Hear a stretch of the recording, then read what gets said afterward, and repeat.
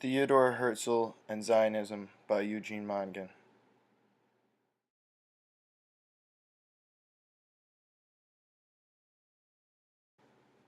The central question for my presentation is: was Zionism a product of Herzl's own ambition, or was it a response to the rise of anti Semitism in the late 19th century?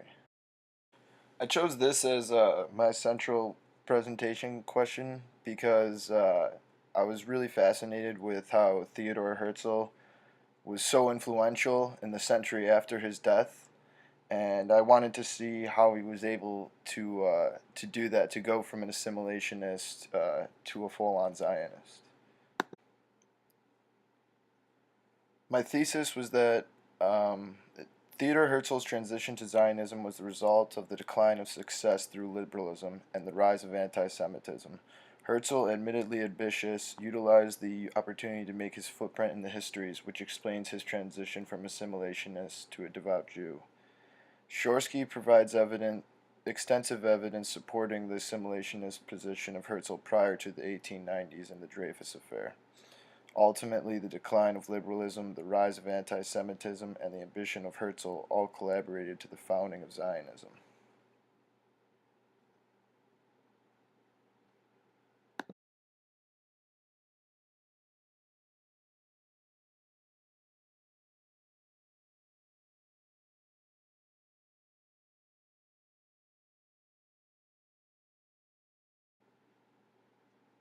Anti-Semitism.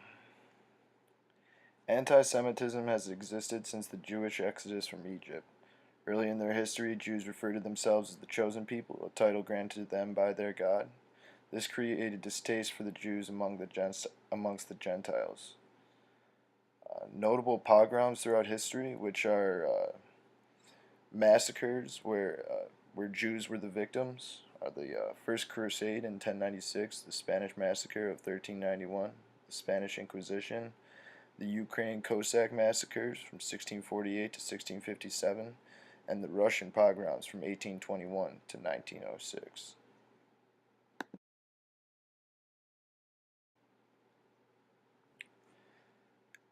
Anti-Semitism in Central Europe. Historically, Jews have found success in commerce and banking. Thus, Jews were seen as a threat to local merchants, which often held the same ancestry as their rulers.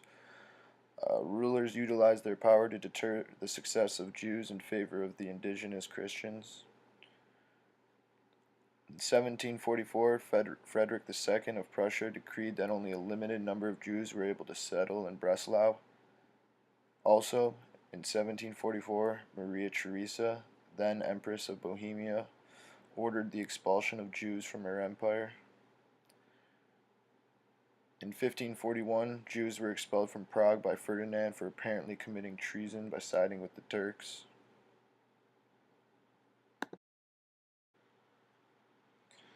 Anti-Semitism in 18th century Austria. Vienna was the location of the imperial court, central administration, and the lower Austrian government and estates, most of which were located in the Ringstrasse, but also the home of what had become the empire's richest, most influential, and most self-confident Jewish community prior to the 19th century. This high concentration was the result of Joseph II's patent of toleration, which only allowed Jews to settle in Lower Austria and forbid them from settling in Upper Austria.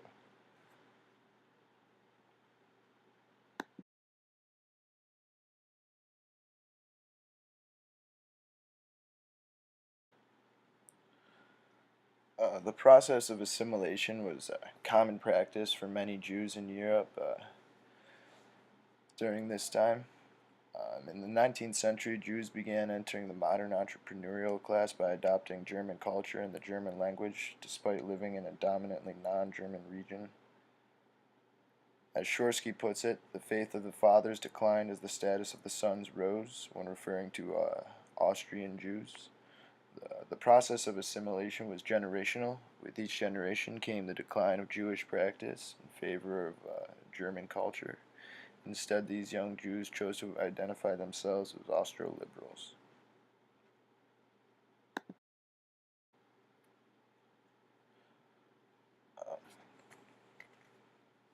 Theodor Herzl comes from a Jewish mother and a Jewish father.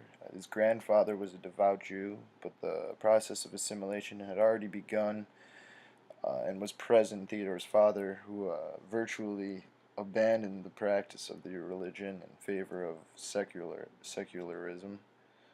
Theodore's mother, Jeanette Diamant, was integral in teaching her son about Germanic literature and culture. Uh, Both mother and father were adamant about assimilating their child. Uh, an example of this was his bar mitzvah, which his parents referred to as a confirmation, derived from the Christian practice. As a young adult, Herzl began to develop a system of values. Through his mother's influence, Theodore became increasingly interested in cosmopolitan German culture, especially to its aesthetic humanist tradition. These German notions helped develop Theodore's own value system early on. According to Karl Schorsky, Herzl's social position and his mother's values both led him to espouse a romantic aristocracy of the spirit as surrogate for an aristocracy of pedigree or patent.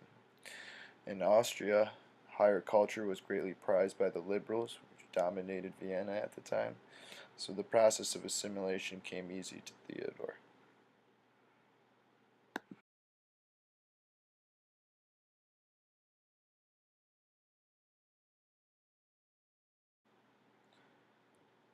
Theodore Herzl was regarded as a very intelligent student as a young adult. While attending gymnasium, Theodore's personal style was witty and cunning, according to a fellow schoolmate, and this enabled him to have aspirations far beyond the classroom. In university, Theodore became heavily interested in the arts, particularly drama, and aspired to one day have his work displayed at the Burg Theater, which could be found in the Ringstrasse. However, Theodore found himself in a predicament as a bourgeois whose aspirations to nobility or status were thwarted by an impermeable aristocratic world.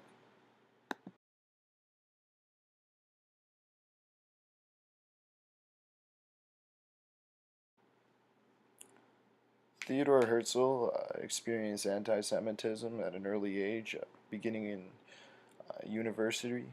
In 1880, Theodore had become associated with the Burschenschaft Albia, a nationalist dueling fraternity that was very prominent at the time. Following the death of famous architect Otto Wagner in 1883, a fellow member of Theodore's Albia took the lead in an anti Semitic student ceremony. The Albia supported their vocally anti Semitic member, Hermann Bahr, which forced Theodore to eventually resign from the fraternity. Much to his surprise, the fraternity did not challenge his resignation and accepted it wholeheartedly.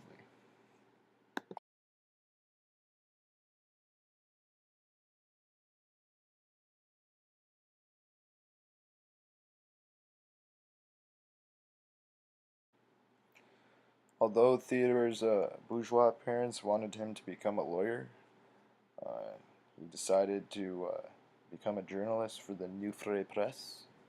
After university, Theodore decided to devote himself to journalism and literature, and eventually landed the job as a correspondent for the Neue Press, where he would be stationed in Paris and he would remain there for several years.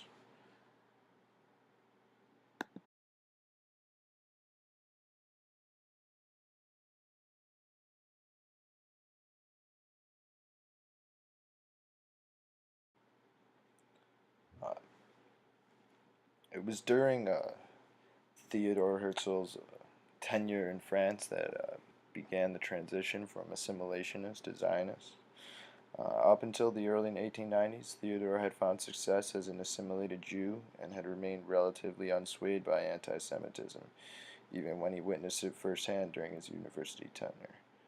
Unswayed, referring to the extent of the transition to Zionism. But however, in 1894, Theodore was charged with covering the Dreyfus Affair, a controversial trial dealing with the treason where the defendant allegedly communicated French military secrets to the German embassy in Paris.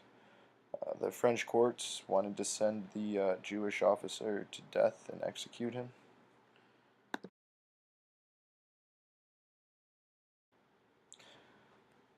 It was at this point that Theodor Herzl began to ask himself how the Jews could possibly be saved. Early on, Theodore did not exactly want to save the Jews, but instead wanted to save liberalism from its obvious social limitations, which he witnessed firsthand in France, the birthplace of liberalism. The Dreyfus Affair was occurring simultaneously to Theodore's transition from an assimilationist to a Zionist, while also anti Semitism was on the rise significantly in France during this time. Karl Schorsky attributes several ingredients that changed um, Herzl. In the test, Schorsky identifies two factors that led to Theodore's development of Zionism. Theodore lost his two best friends and had a tumultuous relationship with his wife and children, who remained in Austria while he was in France. Shorsky also credits these events as the cause for Theodore to abandon his aloofness from the social world to identify himself heart and soul with a wider cause, this being the Zionist movement. The Jewish body, social, became a collective love object to him. Instead of proletarian and liberal causes, Theodore chose to emphasize his true origins through Judaism, and it was at this point that Zionism was born through Theodor Herzl. The Zionist leader, whilst covering the Dreyfus Affair, Theodore was under the belief that the officer was innocent, which years later proved to be true. The rise of power of Karl Lueger in Vienna, um, at the approval of the Emperor in 1895, had a great effect on Theodore. It was at this moment that Theodore realized that anti-Semitism could not be apprehended, but only avoided. This became a staple of Zionism. The Jews throughout Europe needed their own state in order to live in solitude and avoid discrimination.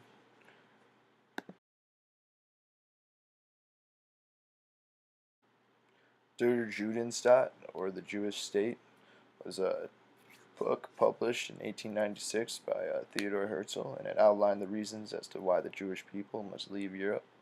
He recommended a migration to Argentina, or the original homeland of Israel, which he ended up favoring in the long run.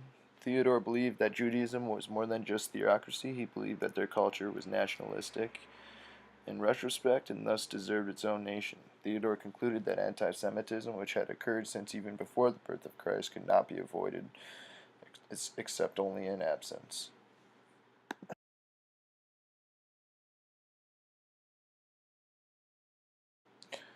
Zionism in practice. Following the release of his book, Theodore became heavily involved in carrying out its mission by meeting with German Emperor Wilhelm II and Ottoman Sultan Abdulhamid II numerous times in the latter years of his life. Theodore spent his remaining years as a diplomat for Zionism. In 1903, the Sixth Zionist Congress, the Zionist Congress which had been founded several years prior by Herzl himself, passed the Uganda Project, which would have established a Jewish settlement in East Africa. However, in 1905, the Congress decided to retract its decision and instead concentrating on establishing Israel as the Jewish homeland.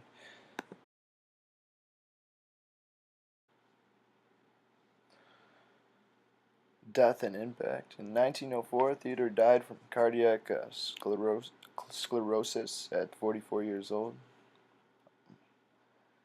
His legacy is that Zionism still remains today. It has changed since the turn of the century, but thanks to Theodore and its charge with facilitating nationalism and the maintaining of Jewish control over Israel. In essence, Theodore's dreams were realized, but only after what he had feared most, a large-scale pogrom, also known as the Holocaust, under Nazi Germany from 1939 to 1945. Nonetheless, the decline of liberalism, rise of anti-Semitism, and the personal ambition of Theodor Herzl collaborated and gave way to the Zionist movement, which has been important to the advancement of Judaism into the 21st century.